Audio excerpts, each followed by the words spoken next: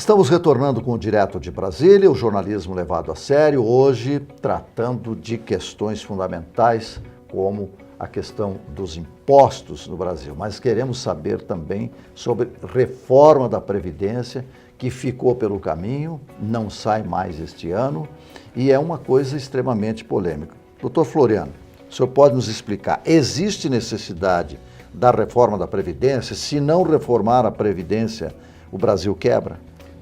O Brasil não quebra, pelo contrário. Previdência social, essa do regime geral, ela é importantíssima para a manutenção do equilíbrio social brasileiro. Ela mantém o homem no campo, ela mantém a renda das pessoas quando chegam à faixa que elas mais precisam, quando elas se aposentam, elas garantem. E é um contrato assumido pelo governo ao longo de décadas de trabalho. Então é muito fácil vir o governo de plantão e dizer, olha, aquilo que você pagou não é mais suficiente, eu não posso lhe pagar.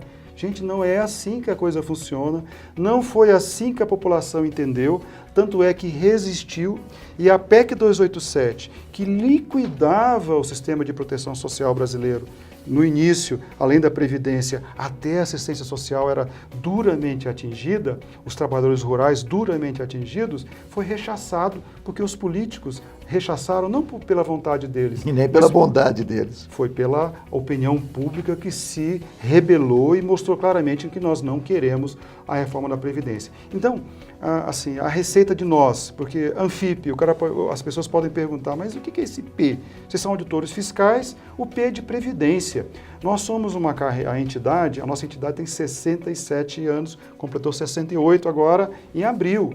O nosso P, nós somos fiscais previdenciários, a origem, desde 2007 é uma coisa só, é o auditor fiscal da Receita Federal do Brasil. Então nós temos DNA previdenciário aqui nas veias, nós compreendemos perfeitamente a importância do sistema previdenciário, não somos irresponsáveis e tivemos uma iniciativa parlamentar muito importante, digna de nota. Houve uma CPI no Congresso Nacional, no Senado da República, CPI essa aprovada por unanimidade dos senadores da CPI. E nós tivemos como unanimidade o senador líder do governo, então, o senador Romero Jucá, aprovou a CPI. E a CPI foi muito clara. O que falta à Previdência Social, ao regime geral, é gestão.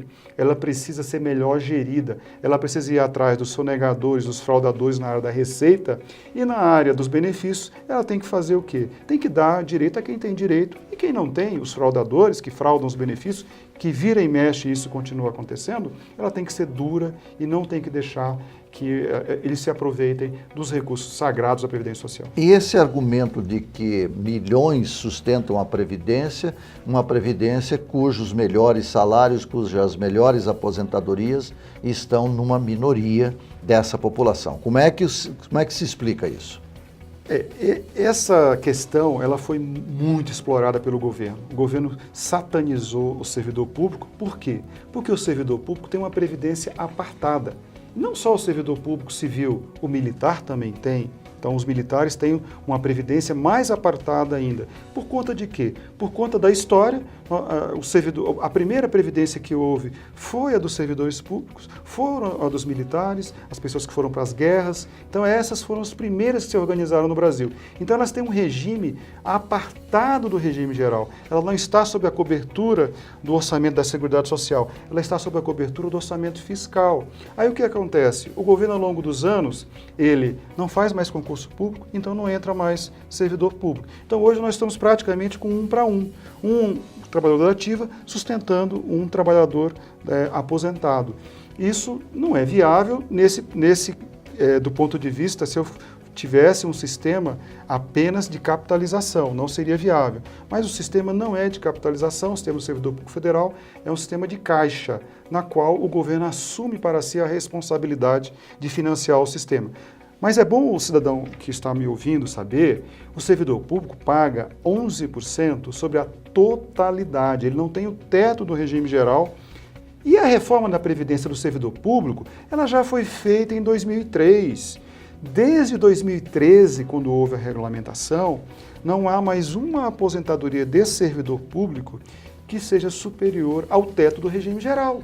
Então, assim, a Previdência Social, e durante o debate da PEC 287, na questão do servidor público federal, dos estados e dos municípios também, de certa forma, mas do federal, ela está amplamente já sob controle, ela ainda tem um pequeno, o termo déficit não é apropriado, mas vamos usar esse termo, ela ainda cresce um pouquinho, mas depois ela vai decrescendo e ela vai chegar à metade do que, por exemplo, é hoje. Então ela está absolutamente sob controle, a Previdência do Servidor Público Federal. Agora, é lenda, é comentário, é fake o fato de que alguns se aposentam mais cedo que outros, que deputados, senadores, juízes se aposentam cedo e com a integralidade da sua remuneração. Isso existe? A Constituição Federal, ela surgiu, assim, ela foi aprovada em 88, então ela garantiu a aposentadoria integral, isso é uma garantia que a Constituição fez em 1988. Ela instituiu a cobrança, até 88 os servidores públicos pagavam apenas para a pensão, a partir de 88 então você começou a pagar para a pensão e para a aposentadoria, então isso é um fato. E a aposentadoria ela era realmente integral. O que acontece foi que nós tivemos desde 88 a emenda 20, a emenda 41, a emenda 47, que foram alterando, e isso é absolutamente normal, a gente adequar a questão previdenciária ao mercado de trabalho, à expectativa de vida. Não há nenhum questionamento, a Anfip é amplamente favorável a que a gente faça os ajustes necessários ao longo do tempo. Agora, uma coisa são os contratos assumidos. Por que o governo garante os contratos da ordem econômica, uma concessão de uma estrada, de uma hidroelétrica? Ele garante, ele cumpre o contrato, ele faz os reajustes e não quer garantir o contrato comigo, com o servidor público, com o médico, com o policial, com o advogado, que entraram no concurso público, se submeteram a provas, tenha o serviço público como, não só como emprego, mas como profissão de fé. Eu sou servidor público com muito orgulho e a maioria o são. Aí vem o governo e simplesmente rasga o contrato. Não. Vamos fazer uma reforma na Previdência? Sim. A Anfip é favorável. A Anfip e as entidades dos servidores públicos apresentaram propostas. O governo não deu ouvidos para nossas propostas. Nós queremos sim, e vamos discutir nesse ano de 2018, a proposta, não temos medo nenhum, de 2019, e a nossa proposta da reforma tributária, voltando a ela, quando eu falo sobre diminuir a carga no consumo, nós vamos diminuir a carga na folha. É absolutamente desejável e necessário que a gente faça isso para alívio daqueles empresários que empregam mais. Agora, e por que então se mexe na idade e que vai atingir, por exemplo, o trabalhador rural, o operário? Como é que se resolve essa equação e tira-se essa dúvida? Pois é. Essa é uma questão, tratar os iguais desigualmente, os desiguais igualmente. Esse é uma diferença importante que a gente tem que olhar, né? Mas isso é possível ser feito, com certeza é possível ser feito do ponto de vista, não da forma como o governo encaminhou, da forma que o governo encaminhou ele misturou tudo e faria, por exemplo, com que o homem do campo jamais se aposentasse. Isso é injusto. Ah, sem dúvida nenhuma. E isso tem na proposta da Anfip para acabar com essa injustiça? Nessa proposta tributária, nós vamos falar apenas da contribuição da folha de salários, né, e das outras contribuições sociais. Qual é a proposta? A nossa proposta, aí é o seguinte, eu vou falar em meu nome. Certo. Eu sei que vai ser difícil a gente diferenciar a posição do Floriano, do presidente da Anfip, mas vou pedir aqui um minuto Tudo bem. nesse instante e dizer...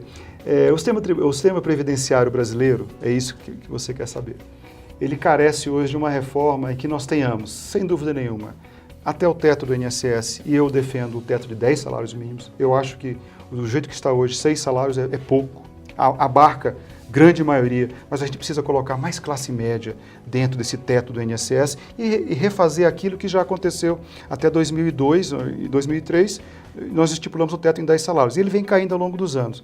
Vamos estabelecer essa previdência básica, universal, obrigatória para todos os brasileiros. Isso tem que entrar na Previdência. Isso chama-se Regime Básico Unificado. Essa é a proposta do Floriano. A gente não debateu isso com os demais servidores, isso não está debatido dentro da Anfip, mas é algo que eu considero justo. Temos um sistema previdenciário de todos, porque uma coisa é muito certa, quando nós tivermos aqueles que ganham mais, aqueles que ganham menos no mesmo sistema, a tendência natural é que a gente fortaleça esse sistema. Vocês lançaram um manifesto. O que diz esse manifesto? Pois é, aí nós voltamos para a conversa importante para esse ano de 2018, a reforma tributária solidária, uma agenda positiva, uma agenda para o Brasil. O manifesto, nós colocamos aqui 8 pontos, né, importantes, lançamos uma cartilha, tudo isso aqui está disponível no nosso site, no site do Reforma Tributária Solidária, é só entrar, procurar, curtir no Facebook.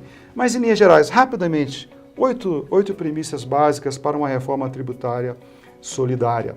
Ela tem que visar o desenvolvimento. O sistema tributário não pode ser um entrave, pelo contrário, tem que facilitar o desenvolvimento nacional. Ela tem que manter o gasto social. Eu não posso estar acontecendo como está agora, uma emenda constitucional de número 95, que engessou o gasto social durante 20 anos. Isso é um absurdo.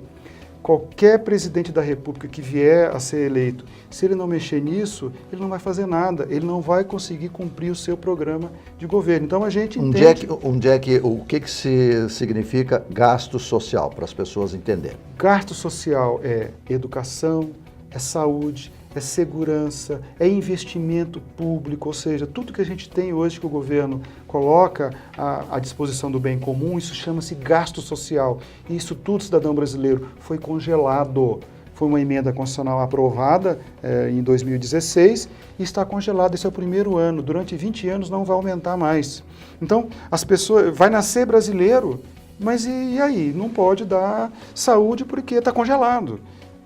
Então, essa emenda, ela mereceria um programa específico para tratar como sugestão de pauta e perguntar aos presidenciáveis, o senhor vai fazer o que com a emenda 90? Como é que o senhor vai governar com ela? Veja que absurdo. Essa emenda está em vigor. Vamos lá que a gente consiga ser mais eficiente, a arrecadação, que a gente consiga colocar aí mais 100 bilhões de reais.